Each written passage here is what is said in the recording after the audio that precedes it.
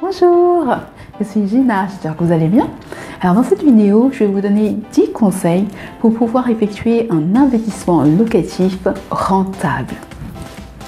Alors c'est parti. Alors juste avant de commencer la vidéo, je vais vous inviter à rester jusqu'à la fin parce que j'ai une surprise pour vous. Alors c'est parti. Premier conseil, négocier le prix d'achat. Oui, effectivement, si vous achetez un bien à un prix d'achat faible, vous pourrez effectuer un bon investissement locatif. Alors, comment négocier le prix d'achat d'un bien? Alors déjà, commencez tout simplement par demander au vendeur s'il y a une marge de négociation possible. Demandez-lui quel est le dernier prix de vente du bien. Ensuite, cherchez à avoir le maximum d'informations, posez le maximum de questions. Sachez, essayez de savoir pourquoi le propriétaire vend ce bien. Demandez-lui depuis combien de temps il est propriétaire, depuis combien de temps le bien est en vente. S'il est réticent à vous donner ces informations, demandez à l'agent immobilier. Cherchez à avoir un maximum d'informations. Effectivement, si le bien est sur le marché depuis un certain nombre de temps, votre négociation sera beaucoup plus simple. Faites également une offre écrite au vendeur, limitée dans le temps. Et dites-lui que vous avez d'autres biens, que vous avez vu d'autres biens intéressants sur le marché, à des bons emplacements, à un prix intéressant. Et dites-lui que, voilà, par exemple, votre offre se termine dans 2 jours. Donc ça va vous mettre dans une position supérieure pour pouvoir obtenir le meilleur prix. Alors, deuxième conseil. Achetez un bien dont le prix au mètre carré est inférieur à celui du marché. Donc effectivement, si vous achetez un bien au prix au mètre carré, vous pourrez vous faire un bon bénéfice, un bon investissement. Par contre, veillez à savoir la raison pour laquelle le prix du bien au mètre carré est inférieur à celui du marché. Si c'est parce que le propriétaire est dans l'urgence, si c'est suite à un divorce, si le propriétaire veut déménager, voilà. Donc cherchez à savoir la raison. Et donc en fonction, vous pourrez continuer votre projet ou passer à un autre bien. Troisième conseil, cherchez à obtenir un prêt à un taux d'intérêt faible. Donc faites un maximum d'organismes possibles et comparez les taux qu'on vous propose. Donc si on vous propose un taux effectivement très intéressant, acceptez ce taux, comme ça vous pourrez faire un bon investissement locatif, vous aurez une bonne rentabilité. Quatrième conseil, achetez en province ou du moins loin de Paris. Effectivement, si vous achetez en province ou en région parisienne mais hors de Paris, étant donné que le prix d'achat sera beaucoup plus faible, vous aurez un investissement locatif forcément rentable. Vous donnez un ordre d'idée. À Rennes, par exemple, le prix au mètre carré est de 2602 €. Tandis qu'à Paris, il est de 8813 pour un appartement. Et ce sont des chiffres qui datent de novembre 2017. Cinquième conseil, faites de la location meublée. Si vous faites de la location meublée, vous pourrez louer plus cher votre bien. Veillez également à proposer des équipements de qualité. Comme ça, vous pourrez attirer des locataires de qualité et en grande quantité, vous ne manquerez jamais de locataires. Sixième conseil, faites de la location saisonnière. Alors, la location saisonnière, qu'est-ce que c'est? C'est tout simplement de louer son bien à la semaine ou soit par nuit. Donc, par exemple, vous louez un bien à 50 € la nuit. Et donc, ce type de location vous permet une rentabilité forte. Je vous donne un exemple. Si vous louez un T2 à 50 € la nuit, pour une semaine, vous êtes à 357 € et par mois, vous êtes à 1458 €. Tandis que si vous louez le même T2 en location classique, par exemple à 550 €, vous percevrez 150 € au lieu de 1458 €. Très intéressant. Par contre, je ne peux pas vous cacher que la location saisonnière demande beaucoup plus de travail. Vous aurez à gérer des plannings, les sorties et les entrées.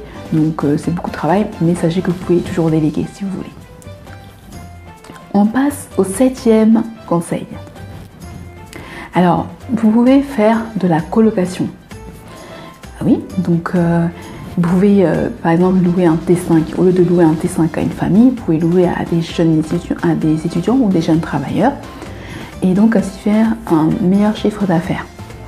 Par exemple, si vous louez un T5 situé dans les Hauts-de-Seine à une famille, vous pourrez louer 1900 à 1991 €.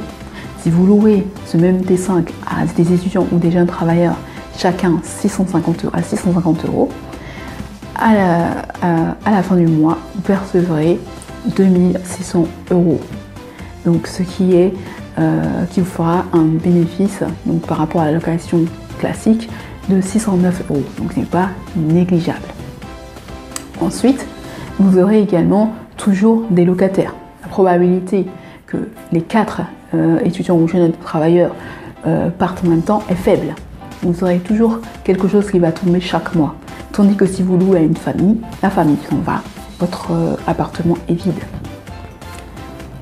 8e conseil, vous pouvez associer la location saisonnière et la colocation et ainsi multiplier votre rentabilité. Donc comme on a vu avant, si vous louez votre T5 à 4 personnes à 51 € la nuit, donc pour une chambre, vous allez percevoir, comme on l'a vu plus haut, 1458 €. Et vous multipliez ces 1458 € par 4, ce qui va vous faire un chiffre d'affaires de 5832 €.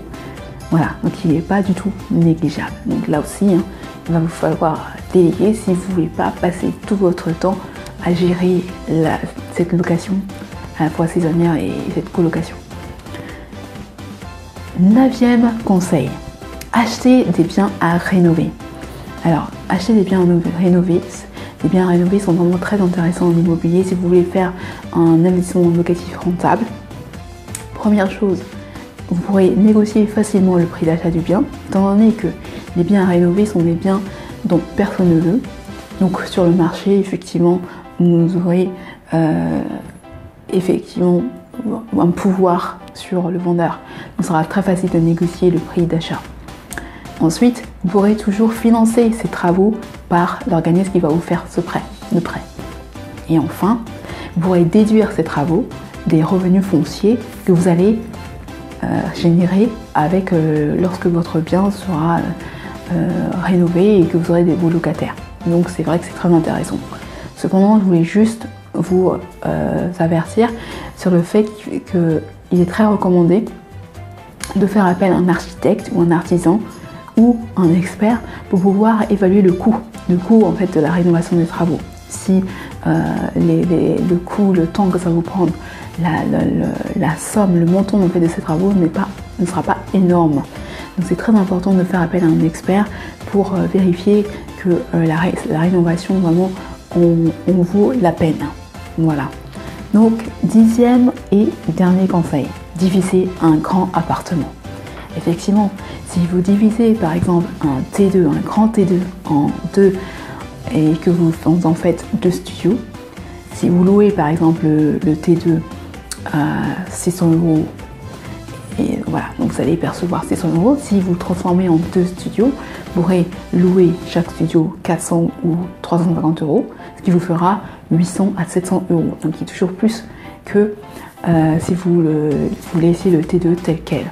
Vous pouvez également transformer un T2 en T3 et ainsi atteindre d'autres personnes, donc des couples et également des couples avec des enfants et surtout vous pourrez louer plus cher parce qu'un T3 est toujours plus cher sur le marché qu'un T2. Alors par contre, il faut aussi là faire attention aux arrivées d'eau, aux arrivées de gaz et vérifier si effectivement vous pouvez diviser l'appartement, si la configuration de l'appartement permet une division, si la configuration de l'électricité permet une division de l'appartement. Voilà, donc c'était tout pour cette vidéo. Donc j'espère que vous avez appris des choses. Si vous avez appris des choses, n'hésitez pas à partager cette vidéo et à vous abonner pour ne manquer aucune de mes prochaines vidéos. Et je vous laisse avec votre surprise. Je vous souhaite une très belle journée et je vous dis à très bientôt.